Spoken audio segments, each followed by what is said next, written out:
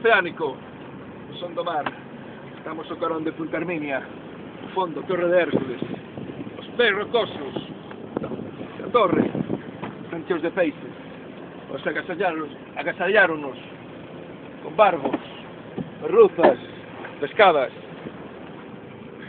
Os vou recitar un poema dedicado aos nais dos mariñeiros, esas mulleres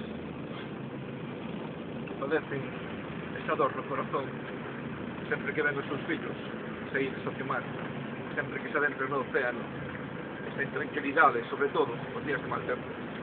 Dedicado a miña nai Xulia.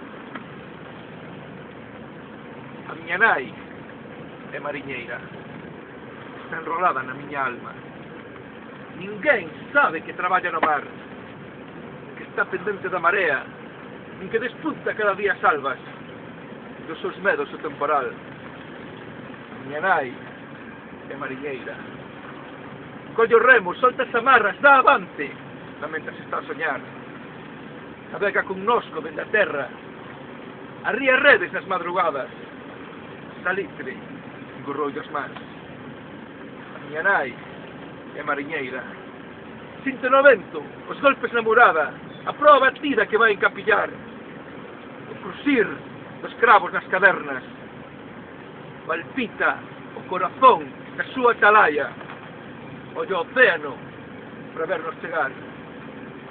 Miña nai é mariñeira, fala de peixes, de maresadas, reza en silencio todos os cristais, besete detrás da nosa estela, frente rosas no medio das praias.